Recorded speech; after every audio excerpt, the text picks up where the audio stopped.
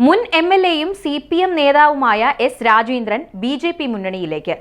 NDA ഘടകകക്ഷിയായ ആർപിഐയുടെ ഭാഗമാക്കാൻ നീക്കം.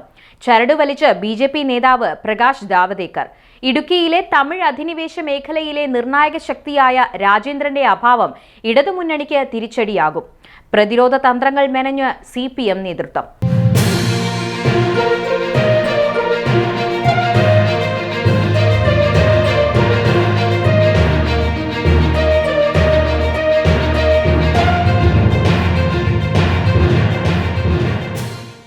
CPM നേതാവ് M മണിയുമായി കൊമ്പുകോർത്ത മുൻ എംഎൽഎ എസ് രാജേന്ദ്രൻ ബിജെപി നേതൃത്വം നൽകുന്ന എൻഡിഎ മുന്നണിയുടെ ഭാഗമാകും. കേന്ദ്രമന്ത്രിസഭയുടെ ഭാഗമായ റിപ്പബ്ലിക്കൻ പാർട്ടി ഓഫ് ഇന്ത്യ അത്താവാല എന്ന ആർപിഐയിൽ ചേരാനുള്ള ചർച്ചകൾ പുരോഗമിക്കുകയാണ്. അതോടെ തമിഴ് അധിനിവേശ തോട്ടം മേഖലയിൽ സിപിഎമ്മിനുള്ള മേൽക്കോയ്മയിൽ ഇടിച്ചിൽ വരാനുള്ള സാധ്യതകളും ഏറെയാണ്. കേരളത്തിലെ ആർപിഐ നേതാക്കൾ ഇതിനോടകം രാജേന്ദ്രനുമായി നിരവധി ചർച്ചകൾ നടത്തിക്കഴിഞ്ഞു. ഇനി ദേശീയ തലത്തിൽ കേന്ദ്രമന്ത്രി അത്താവാലയുമായുള്ള കൂടിക്കാഴ്ചയ്ക്ക് ശേഷമാകും ഔദ്യോഗികമായി പാർട്ടിയുടെ ഭാഗമായി രാജേന്ദ്രൻ മാറുക എന്നാണ് സൂചനകൾ വ്യക്തമാക്കുന്നത്.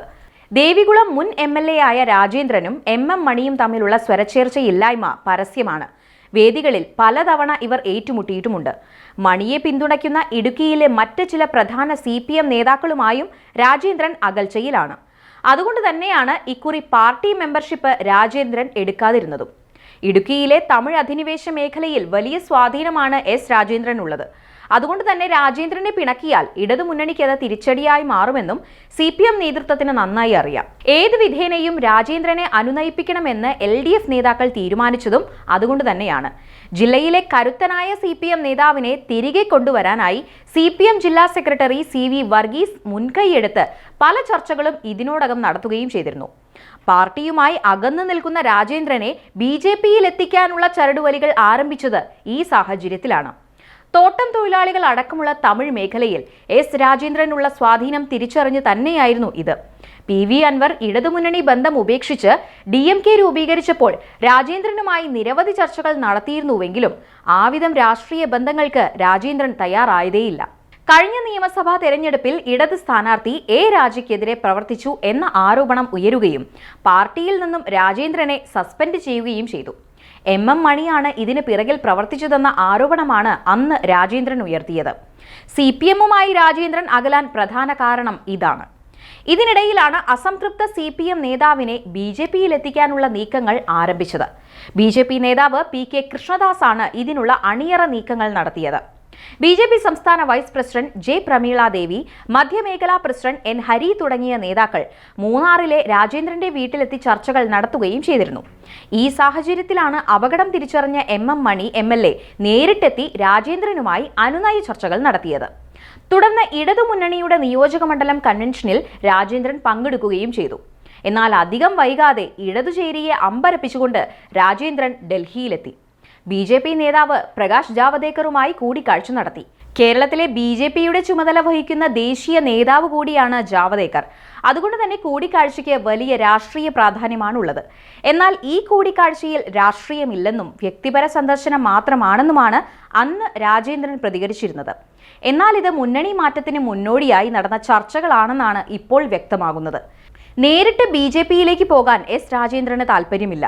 അതുകൊണ്ടാണ് RPI വഴി NDA സഖ്യത്തിന്റെ ഭാഗമാകാൻ നീക്കം നടക്കുന്നത്. ദലിത് രാഷ്ട്രീയവും അംബേദ്കർ ദർശനങ്ങളും ഉയർത്തിപ്പിടിക്കുന്ന RPI അഥവാ റിപ്പബ്ലിക്കൻ പാർട്ടി ഓഫ് ഇന്ത്യ അത്താവാലയ്ക്ക് മഹാരാഷ്ട്രയിൽ നല്ല വേരോട്ടമാണുള്ളത്. RPIയുടെ കേരള സംസ്ഥാന നേതാക്കളായ RC രാജീവ് ദാസ്, സുധീഷ്, ജയകുമാർ തുടങ്ങിയവരാണ് രാജേന്ദ്രനെ പാർട്ടിയിലെത്തിക്കാനുള്ള അണിയറ നീക്കങ്ങൾ നടത്തുന്നത്. ദേശീയ general secretary doctor Rajeev Menon പ്രത്യേക താൽപര്യമെടുത്താണ് രാജേന്ദ്രനെ RPIയിൽ എത്തിക്കുന്നത്. NDA മുന്നണിയുടെ ഭാഗമായതിനാൽ RPI പ്രതിനിധി എന്ന നിലയിൽ ഉന്നത സ്ഥാനമാനങ്ങൾ രാജേന്ദ്രന് ലഭിക്കുമെന്നത് ഉറപ്പാണ്. കേന്ദ്ര SC/ST കമ്മീഷൻ ചെയർമാൻ സ്ഥാനത്തേക്ക് അദ്ദേഹത്തെ പരിഗണിക്കുമെന്ന് ഏതാണ്ട് ഉറപ്പായിരിക്കുകയാണ്. മൂന്നാർ, ദേവികുളം പ്രദേശങ്ങളിലും മറ്റ് തമിഴ് അധിനിവേശ മേഖലകളിലും ശക്തമായ സ്വാധീനമാണ് രാജേന്ദ്രനുള്ളത്. തോട്ടം തൊഴിലാളികൾക്കിടയിൽ രാഷ്ട്രീയത്തിന് അതീതമായ വ്യക്തിബന്ധവും ഇദ്ദേഹത്തിന് കൈമുതലാണ്. അംബേദ്കർ ദർശനങ്ങൾ ഉയർത്തിയുള്ള പ്രവർത്തനങ്ങളിലൂടെ ദലിത് മേഖലയുടെ ഉന്നമനം ഉറപ്പുവരുത്താൻ കഴിയുമെന്ന വിധത്തിലാണ് രാജേന്ദ്രൻ ഈ മേഖലയിൽ ഇടപെടുന്നത്. എന്തുതന്നെ ആയാലും തോട്ടം തൊഴിലാളി മേഖലകളിൽ ശക്തമായ വേരോട്ടമുള്ള രാജേന്ദ്രനെ പോലെയൊരു നേതാവിനെ നഷ്ടമാകുന്നത് ഇടതുമുന്നണിക്ക് കനത്ത തിരിച്ചടിയാകുമെന്നത് ഉറപ്പാണ്. ഈ രാഷ്ട്രീയ സാഹചര്യത്തെ മറികടക്കാൻ എന്ത് തന്ത്രമാണ് CPM നേതൃത്വം ആവിഷ്കരിക്കുകയെന്നാണ് രാഷ്ട്രീയ കേരളം ഉറ്റുനോക്കുന്നത്.